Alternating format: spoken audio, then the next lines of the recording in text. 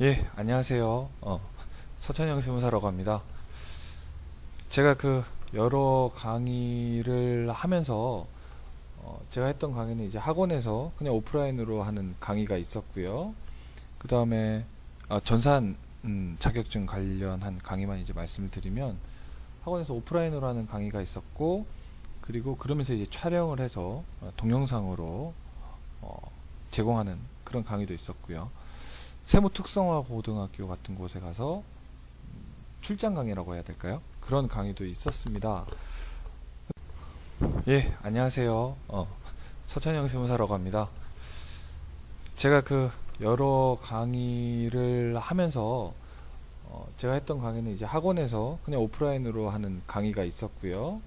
그 다음에 전산 자격증 관련한 강의만 이제 말씀을 드리면 학원에서 오프라인으로 하는 강의가 있었고, 그리고 그러면서 이제 촬영을 해서 동영상으로 제공하는 그런 강의도 있었고요. 세무 특성화 고등학교 같은 곳에 가서 출장 강의라고 해야 될까요? 그런 강의도 있었습니다. 근데 사실 이런 식으로 컴퓨터 화면을 통해 가지고 여러분에게 지식을 전달하는, 학생이나 수강생들에게 지식을 전달하는 그런 강의는 태어나서 처음이에요. 그러다 보니까 이게 실제적으로 사람 볼 때, 그래서 예전에 처음 강의 때, 첫 강의 때 교탁이라고 해야 되나, 교단이라고 해야 되나, 거기 올라가 가지고 첫 인사를 할 때보다 더 떨린 것 같습니다.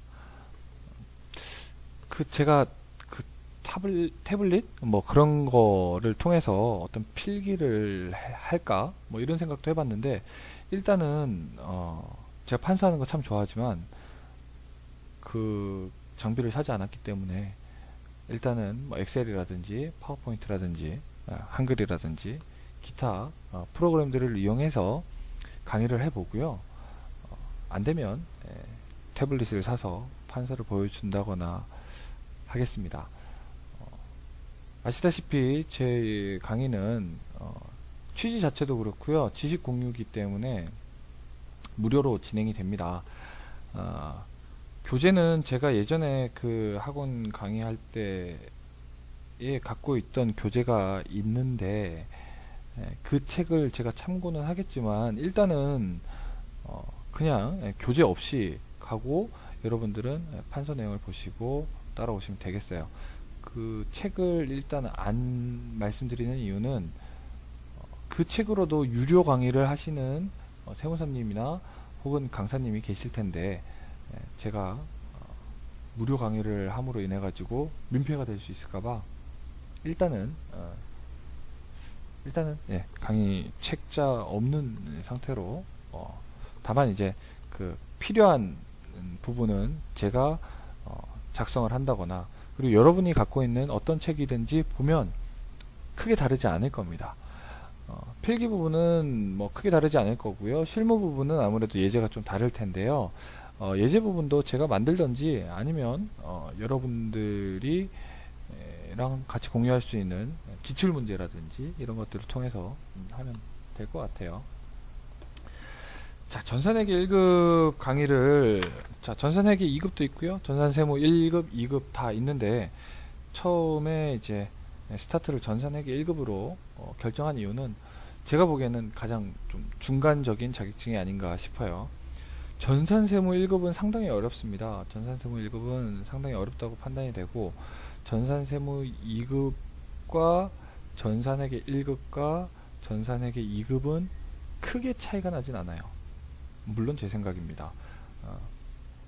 거기 이제 나중에 오리엔테이션 이제 진행하면서 전산회계 2급과 1급과 전산세무 2급의 어떤 차이점도 말씀을 드릴 텐데, 제 생각으로는 가장 중간적인 것이고, 또 어떤 분들은 전산회계 2급 자격증 취득을 하지 않으시고 바로 전산회계 1급에 도전하시는 분도 있고요.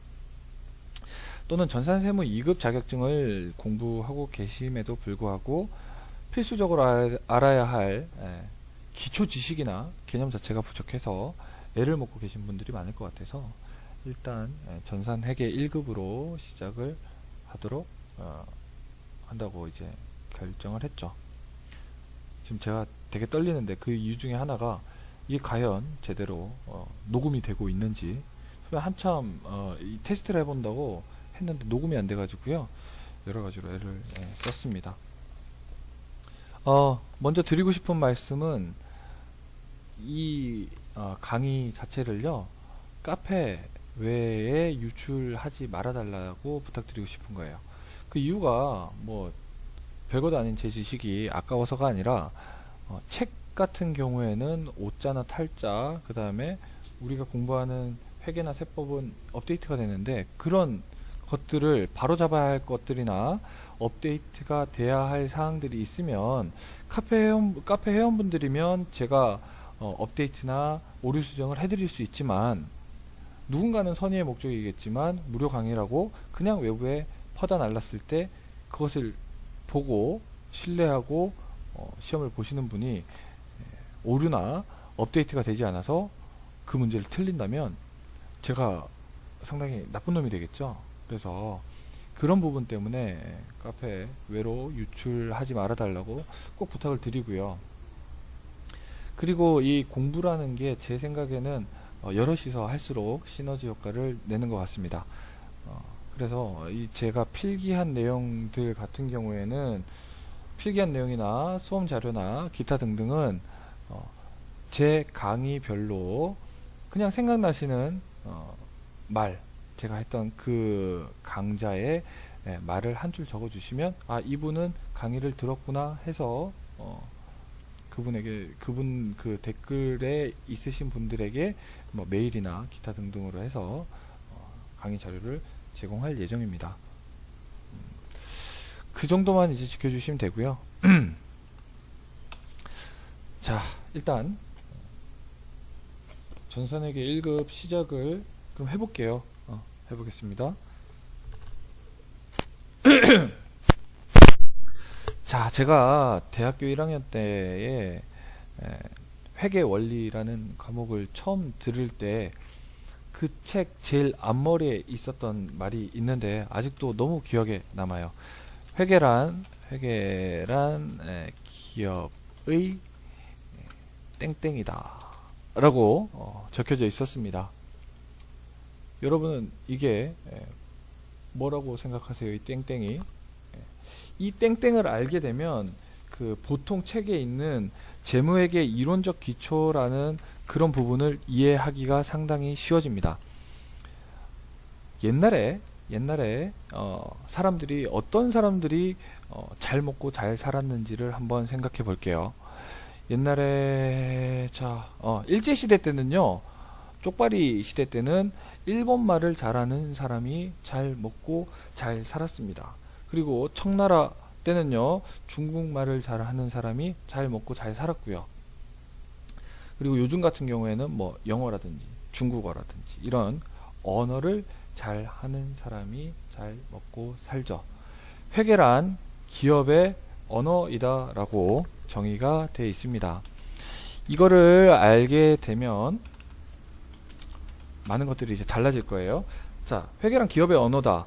즉, 기업의 어떤 정보나 뜻하고자 하는 바를 말할 때 전달하는 언어의 수단이 회계라는 거죠.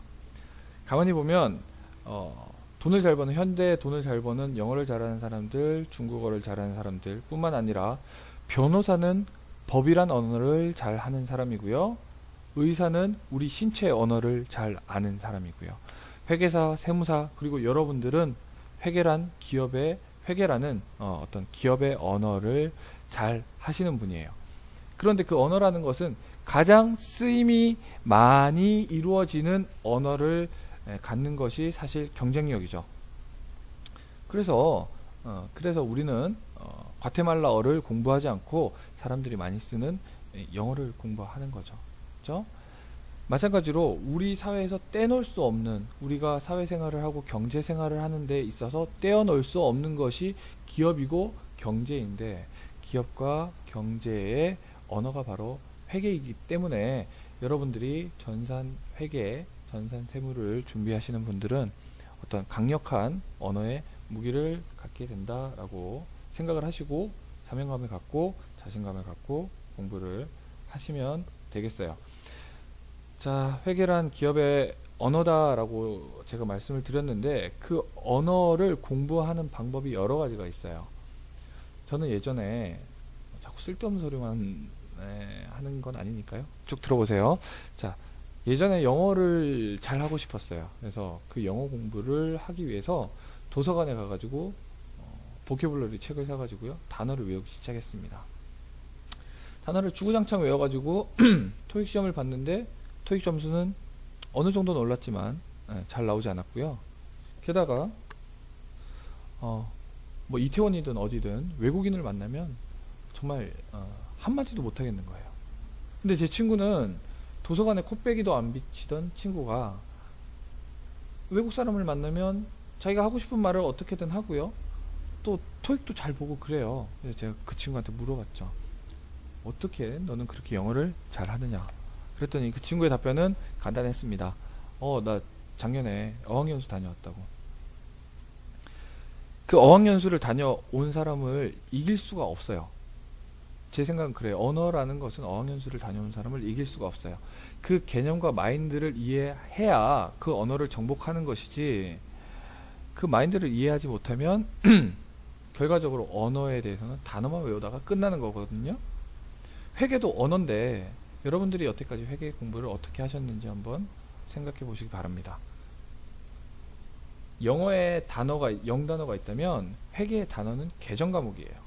계정 과목을 공부하기 위해서 외상매출금, 미지급금 이런 계정 과목 하나하나에 치우치기 시작하면요 결과적으로 개념과 마인드가 생기지 않아서 회계란 건 늘지가 않아요. 그리고 제가 나중에 컨닝하는 방법도 말씀드리겠습니다. 컨닝이라는 것이 뭐 책을 몰래 본다거나 인터넷을 보는 게 아니라요, 우리 시험 문제 중에 여러 문제는 우리 K랩 속에 답 자체가 안에 있는 것도 있거든요. 뭐 어떤 그런 시험 보는 스킬 같은 것도 말씀을 드리겠지만, 어쨌든 간에 제가 드리고자 하는 말은 그 회계란 것을 공부할 때는 개념이라든지 마인드를 잘 잡아야 돼요. 여태까지 이런 식으로 설명한 강사님이 잘 안 계시죠. 어쨌든 마인드를 잘 잡는 것이 중요합니다. 그런데 회계라는 언어를 하기 위해서 여러분들은 어학연수를 갈 수가 없어요. 어학연수와 회계라는 나라가 없죠. 그래서 그런 어학연수의 개념으로 학원에 가고 또는 이런 인터넷 강의를 듣는 겁니다. 됐죠? 책에 보시면, 그러니까 아무 책이나 보세요. 책에 보시면 회계 개념이나 목적을 말하는데요. 결과적으로는 회계 정보 이용자들에게 경제적 의사결정에 유용한 정보를 제공하는 것이다 라는 것은 결과적으로 무언가를 알린다라는 얘기예요. 그래서 회계는 사업주 또는 회사, 기업체 등 어떤 경제 주체의 상황에 대한 정보를 제공하는 것이 회계의 목적이죠. 그런 언어로서 생각을 하게 된다면, 자, 여러분이 사람들에게 자기의 뜻한 바를 말할 때 두 가지 방식으로 말을 할 수가 있어요. 하나는 문법적으로도 맞고 억양도 맞는 표준어로서 전달하는 방법이 있고요. 그리고 뭐 사투리를 처음부터 안 쓰신 분도 계시겠지만 저처럼 촌놈들은 촌에 가면 사투리로 얘기를 해요. 그게 더 빠를 때가 있거든요. 그래서 아나운서가, 자, 뭐 지방에서, 지방 출신의 아나운서가 뉴스에서 대중들에게 뉴스를 알릴 때는 당연히 표준말로 해야 합니다. 표준 언어로 해야 하고요.